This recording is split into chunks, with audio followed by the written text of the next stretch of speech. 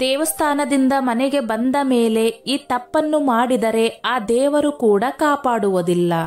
ಸಾಮಾನ್ಯವಾಗಿ ನಮ್ಮ ಮನೆಯಲ್ಲಿರುವ ಹಿರಿಯರು ಹೇಳುವುದು, ವಾರಕ್ಕೊಮ್ಮೆಯಾದರೂ ದೇವಸ್ಥಾನಕ್ಕೆ ಹೋಗುವುದರಿಂದ ದೇವರ ಆಶೀರ್ವಾದ ಸಿಗುತ್ತದೆ. ಆದರೆ ದೇವಸ್ಥಾನಕ್ಕೆ ಎಷ್ಟು ಭಕ್ತಿಯಿಂದ ಹೋಗುತ್ತೇವೆ. ದೇವಸ್ಥಾನದಿಂದ ಮನೆಗೆ ಬರುವಾಗ ಕೆಲವು ನಿಯಮಗಳನ್ನು ಕಟ್ಟುನಿಟ್ಟಾಗಿ ಪಾಲಿಸಬೇಕು. ಆದರೆ ಕೆಲವು ಭಕ್ತರು ದೇವಸ್ಥಾನದಿಂದ ಮನೆಗೆ ಹಿಂದಿರುಗುವಾಗ ತಿಳಿಯದೆ ಕೆಲವು ತಪ್ಪುಗಳನ್ನು ಮಾಡುತ್ತಾರೆ. ಹೀಗೆ ಮಾಡುವುದರಿಂದ ನಿಮ್ಮ ಮನೆಯಲ್ಲಿ ಕೆಟ್ಟ ಘಟನೆಗಳಾಗುವ ಸಂಭವವಿರುತ್ತದೆ. ದೇವಸ್ಥಾನಕ್ಕೆ ಹೋದರೆ ಪುಣ್ಯ ಮಾತ್ರ ಸಿಗುವುದಿಲ್ಲ. ಹಾಗಾದರೆ ಇಲ್ಲಿ ನಾವು ದೇವಸ್ಥಾನದಿಂದ ಮನೆಗೆ ಹಿಂದಿರುಗುವಾಗ ಮಾಡಬಾರದ ತಪ್ಪುಗಳೇನು ಎಂಬುದನ್ನು ತಿಳಿದುಕೊಳ್ಳೋಣ. ಹಾಗೆಯೇ ಈ ವಿಡಿಯೋ ನೋಡುವ ಮೊದಲು ಜೈ ಶ್ರೀರಾಮ್ ಎಂದು ಒಂದು ಸಣ್ಣ ಕಮೆಂಟ್ ಮಾಡಿ.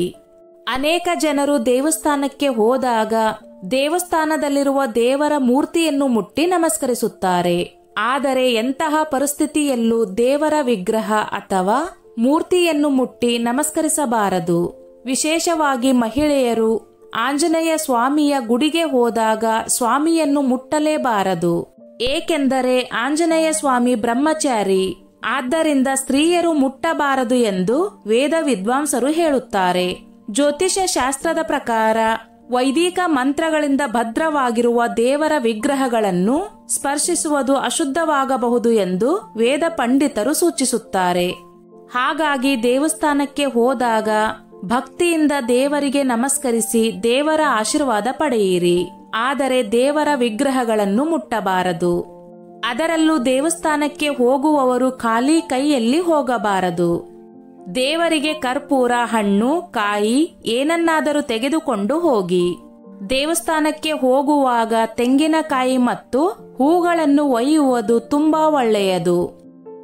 ಆದರೆ ದೇವಸ್ಥಾನವನ್ನು ತಲುಪಿದ ನಂತರ ಮೊದಲು ನಿಮ್ಮ ಕಾಲು ಮತ್ತು ಕೈಗಳನ್ನು ತೊಳೆದು ದೇವಸ್ಥಾನವನ್ನು ಪ್ರವೇಶಿಸಿ ಮತ್ತು ಧ್ವಜಸ್ತಂಭದ ಸುತ್ತಲೂ 3 ಸುತ್ತುಗಳನ್ನು ಸುತ್ತಿ. ಧ್ವಜಸ್ತಂಭದ ಬಳಿ ಹಳದಿ ಕುಂಕುಮವನ್ನು ಹಾಕಿ ತೆಂಗಿನಕಾಯಿಯನ್ನು ಒಡೆಯಿರಿ. ಆದರೆ ತೆಂಗಿನಕಾಯಿಯನ್ನು ಒಡೆದ ನಂತರ ಸಕ್ಕರೆ ತುಂಬಿದ ತೆಂಗಿನ ಚಿಪ್ಪನ್ನು ಹಾಕಿ ಆ ಚಿಪ್ಪನ್ನು ಧ್ವಜಸ್ತಂಭದ ಬಳಿ ಇಟ್ಟರೆ ತುಂಬಾ ಒಳ್ಳೆಯದು.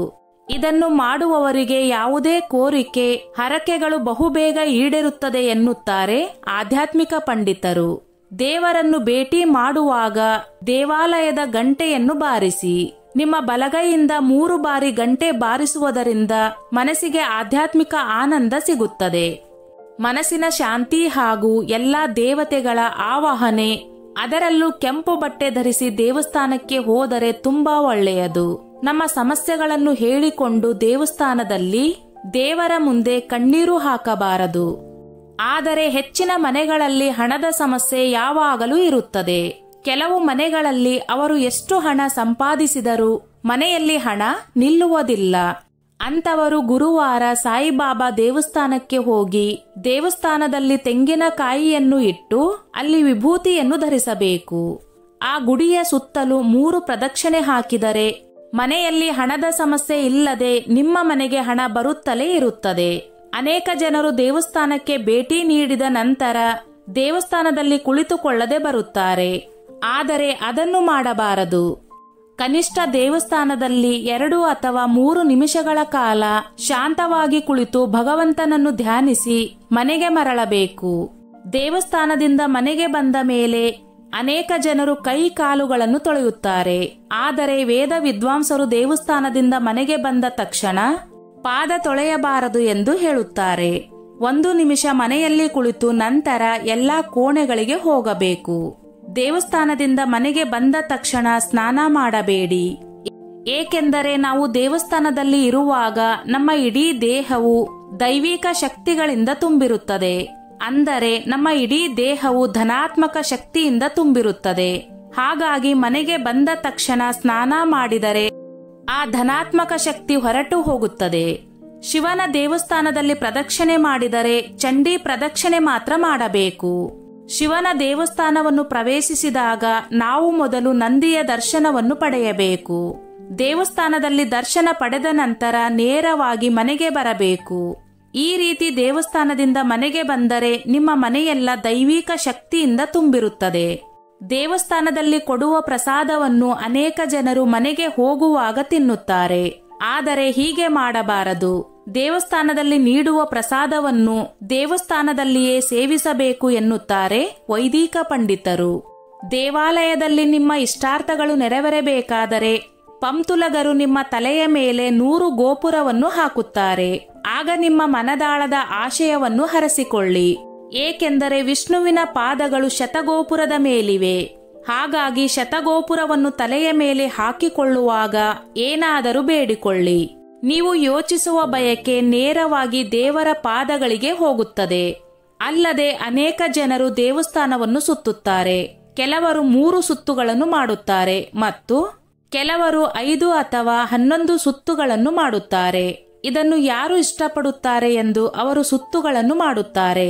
ಆದರೆ ನೀವು ಹೋಗುವ ದೇವರ ದೇವಸ್ಥಾನದ ಪ್ರಕಾರ ನೀವು ಎಷ್ಟು ಪ್ರದಕ್ಷಿಣೆಯನ್ನು ಮಾಡಬೇಕು, ದೇವಸ್ಥಾನದಲ್ಲಿ ಎಷ್ಟು ಪ್ರದಕ್ಷಿಣೆ ಹಾಕಿದರೆ ನಿಮ್ಮ ಇಷ್ಟಾರ್ಥಗಳು ಈಡೇರುತ್ತವೆ ಎನ್ನುವುದನ್ನು ಇಲ್ಲಿ ತಿಳಿಯೋಣ. ಆಂಜನೇಯ ಸ್ವಾಮಿಗೆ ಪ್ರಿಯವಾದ ಸಂಖ್ಯೆ 5. ಆದ್ದರಿಂದ ಆಂಜನೇಯ ಸ್ವಾಮಿ ದೇವಸ್ಥಾನಕ್ಕೆ ಕನಿಷ್ಠ 5 ಪ್ರದಕ್ಷಿಣೆಗಳನ್ನು ಮಾಡಬೇಕು. ಹನುಮಾನ್ ದೇವಸ್ಥಾನಕ್ಕೆ 5 ಪ್ರದಕ್ಷಿಣೆ ಹಾಕಿದರೆ ದೀರ್ಘಕಾಲದ ಆರೋಗ್ಯ ಸಮಸ್ಯೆಗಳು ನಿವಾರಣೆಯಾಗುತ್ತವೆ. ನೀವು ಯಾವುದೇ ಪರಿಹರಿಸಲಾಗದ ಸಮಸ್ಯೆಗಳಿಂದ ಬಳಲುತ್ತಿದ್ದರೆ 11 ವೀಳ್ಯದೆಲೆಯ ಮೇಲೆ ಶ್ರೀರಾಮ ಎಂದು ಬರೆದು ಆಂಜನೇಯ ಸ್ವಾಮಿ ದೇವಸ್ಥಾನದಲ್ಲಿ ಅರ್ಪಿಸಿ. ಹೀಗೆ ಮಾಡುವುದರಿಂದ ನಿಮ್ಮ ಎಲ್ಲಾ ಸಮಸ್ಯೆಗಳು ಬಹುಬೇಗ ಬಗೆಹರಿಯುತ್ತವೆ. ಹಾಗೆಯೇ ಸಾಯಿಬಾಬಾ ದೇವಸ್ಥಾನದಲ್ಲಿ 5 ಅಥವಾ 9 ಪ್ರದಕ್ಷಿಣೆಯನ್ನು ಮಾಡಬೇಕು. ದೇವಸ್ಥಾನದಲ್ಲಿರುವ ವಿಭೂತಿಯನ್ನು ಹಣೆಯ ಮೇಲೆ ಧರಿಸಬೇಕು. ನಂತರ ಸಾಯಿಬಾಬಾರವರಿಗೆ ಇಷ್ಟವಾದ ಬಿಳಿ ಸಿಹಿಯನ್ನು ದೇವಸ್ಥಾನದಲ್ಲಿ ಮಕ್ಕಳಿಗೆ ಹಂಚಿದರೆ ನಿಮ್ಮ ಆರ್ಥಿಕ ಸಮಸ್ಯೆಗಳು ದೂರವಾಗುತ್ತವೆ. ನೀವು ವೆಂಕಟೇಶ್ವರ ಸ್ವಾಮಿ ದೇವಸ್ಥಾನಕ್ಕೆ ಭೇಟಿ ನೀಡಿದಾಗ ನೀವು ಯಾವಾಗಲೂ ನಿಮ್ಮೊಂದಿಗೆ ತುಳಸಿ ದಳಗಳನ್ನು ತೆಗೆದುಕೊಂಡು ಹೋಗಬೇಕು. ತುಳಸಿ ಮಾಲೆಯನ್ನು ದೇವರಿಗೆ ಅರ್ಪಿಸುವುದರಿಂದ ನಿಮ್ಮ ಇಷ್ಟಾರ್ಥಗಳು ಖಂಡಿತವಾಗಿಯೂ ಈಡೇರುತ್ತವೆ. ವೆಂಕಟೇಶ್ವರ ಸ್ವಾಮಿಗೆ ತುಳಸಿ ಎಲೆಗಳೆಂದರೆ ತುಂಬಾ ಇಷ್ಟ. ಶ್ರೀ ವೆಂಕಟೇಶ್ವರ ಸ್ವಾಮಿ ದೇವಸ್ಥಾನದಲ್ಲಿ 11 ಪ್ರದಕ್ಷಿಣೆ ಮಾಡಬೇಕು. ದೇವಾಲಯದಲ್ಲಿ ಪ್ರದಕ್ಷಿಣೆ ಮಾಡುವಾಗ ಓಂಕಾರ ನಾಮವನ್ನು ಜಪಿಸುತ್ತಾ ಪ್ರದಕ್ಷಿಣೆ ಮಾಡಬೇಕು. ಹೀಗೆ ಮಾಡುವುದರಿಂದ ನಮ್ಮ ಇಷ್ಟಾರ್ಥಗಳು ಖಂಡಿತ ಈಡೇರುತ್ತವೆ ಎನ್ನುತ್ತಾರೆ ಆಧ್ಯಾತ್ಮಿಕ ಪಂಡಿತರು. ಕೆಲವರು ಎಷ್ಟೇ ಪ್ರಯತ್ನಿಸಿದರೂ ಮದುವೆ ಆಗುವುದಿಲ್ಲ, ಮದುವೆ ಕೆಡುತ್ತದೆ. ಅಂತವರು ಶುಕ್ರವಾರದಂದು ಅಮ್ಮನವರ ದೇವಸ್ಥಾನಕ್ಕೆ ಹೋಗಿ ಬೆಲ್ಲದ ಮೇಲೆ ತುಪ್ಪ ಸವರಿದ ಬತ್ತಿಗೆ ಹಿಟ್ಟು ದೀಪ ಹಚ್ಚಬೇಕು. ಮುಂದೆ ಅಮ್ಮನವರಿಗೆ ಇಷ್ಟವಾದ ಬೆಲ್ಲದ ಅನ್ನ, ಪಂಚಾಮೃತ ಇಲ್ಲವೇ ಪುಳಿಯೋಗರೆ ನೈವೇದ್ಯ ಮಾಡಬೇಕು. ಅಮ್ಮನವರ ದೇವಸ್ಥಾನಕ್ಕೆ ಹೋಗುವಾಗ 3 ಪ್ರದಕ್ಷಿಣೆ ಮಾಡಬೇಕು. ಹಾಗೆಯೇ ದೇವಿಗೆ ಪ್ರಿಯವಾದ 108 ತಾವರ ಹೂವ, ಮಂದಾರ ಹೂವಿನ ಮಾಲೆಗಳನ್ನು ಕಟ್ಟಿ ದೇವಿಗೆ ಅರ್ಪಿಸಬೇಕು. ಹೀಗೆ ಮಾಡುವುದರಿಂದ ದೇವಿಯ ಕೃಪೆಯಿಂದ ನಿಮ್ಮ ಇಷ್ಟಾರ್ಥಗಳು ನೆರವೇರುವುದು ಖಚಿತ ಎನ್ನುತ್ತಾರೆ ವೈದಿಕ ಪಂಡಿತರು. ಅಮ್ಮನವರ ದರ್ಶನದ ನಂತರ ಕನಿಷ್ಠ ಪಕ್ಷ 2 ಅಥವಾ 3 ನಿಮಿಷಗಳ ಕಾಲ ದೇವಸ್ಥಾನದಲ್ಲಿ ಕುಳಿತು ಓಂ ಶ್ರೀ ಮಾತೇ ನಮಃ ಮಂತ್ರವನ್ನು ಕನಿಷ್ಠ 21 ಬಾರಿ ಜಪಿಸಿ. ಹೀಗೆ ಮಾಡಿದರೆ ತುಂಬಾ ಒಳ್ಳೆಯದು. ಅಲ್ಲದೆ ಗಣೇಶನ ದೇವಸ್ಥಾನಕ್ಕೆ ಹೋಗುವಾಗ 3 ಅಥವಾ 21 ಪ್ರದಕ್ಷಿಣೆ ಮಾಡುವುದು ತುಂಬಾ ಒಳ್ಳೆಯದು. ನಿಮ್ಮ ಮನಸ್ಸಿನಲ್ಲಿರುವ ಆಸೆಗಳು ಶೀಘ್ರದಲ್ಲೇ ಈಡೇರುತ್ತವೆ. ನಂತರ ಗರ್ಭಗುಡಿಯಲ್ಲಿರುವ ಸ್ವಾಮಿಯನ್ನು ಭೇಟಿ ಮಾಡಬೇಕು. ದೇವಸ್ಥಾನದ ಮುಂದೆ ನಿಂತು ದರ್ಶನ ಮಾಡಬಾರದು. ದೇವಾಲಯದಲ್ಲಿ ದೇವರ ದರ್ಶನ ಮಾಡುವಾಗ ವಿಗ್ರಹದ ಬಲ ಅಥವಾ ಎಡಭಾಗದಲ್ಲಿ ನಿಂತುಕೊಳ್ಳಿ. ಗಣೇಶನಿಗೆ ಇಷ್ಟವಾದ 21 ಗರಿಕೆಗಳನ್ನು ಪ್ರಾರ್ಥಿಸಿ.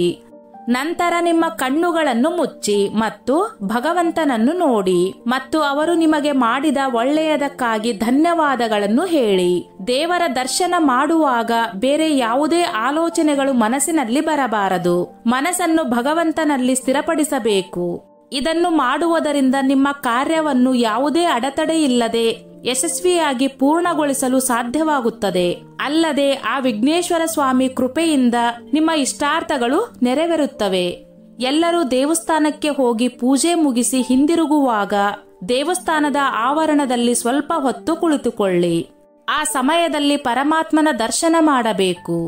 ದೇವಸ್ಥಾನದಲ್ಲಿ ಪಾಸಿಟಿವ್ ಎನರ್ಜಿ ಇದೆ. ಸ್ವಲ್ಪ ಹೊತ್ತು ದೇವಸ್ಥಾನದಲ್ಲಿ ಕುಳಿತರೆ ದೇಹಕ್ಕೆ ಶಕ್ತಿ ಬಂದು ಮನಸ್ಸು ಪ್ರಶಾಂತವಾಗಿರುತ್ತದೆ ಎನ್ನುತ್ತಾರೆ ಆಧ್ಯಾತ್ಮಿಕ ಪಂಡಿತರು. ಹಾಗೆಯೇ ದೇವಸ್ಥಾನದಿಂದ ಮನೆಗೆ ಹಿಂದಿರುಗುವಾಗ ಬೇರೆಯವರ ಮನೆಗೆ ಹೋಗಲೇಬಾರದು. ನಡುವೆ ಯಾವುದೇ ಕೆಲಸಕ್ಕೆ ನಿಲ್ಲಬೇಡಿ. ಪಂಡಿತರು ನೇರವಾಗಿ ಮನೆಗೆ ಹೋಗಲು ಸಲಹೆ ನೀಡುತ್ತಾರೆ. ದೇವಾಲಯದ ಧನಾತ್ಮಕ ಶಕ್ತಿಯು ನೇರವಾಗಿ ನಿಮ್ಮ ಮನೆಗೆ ಪ್ರವೇಶಿಸುತ್ತದೆ ಎಂದು ಹೇಳಲಾಗುತ್ತದೆ. ಸ್ನೇಹಿತರೆ, ಈ ನನ್ನ ಮಾಹಿತಿ ನಿಮಗೆ ಇಷ್ಟವಾಗಿದ್ದಲ್ಲಿ ದಯವಿಟ್ಟು ಶೇರ್ ಮಾಡಿ, ಲೈಕ್ ಮಾಡಿ ಮತ್ತು ಸಬ್ಸ್ಕ್ರೈಬ್ ಮಾಡಿ.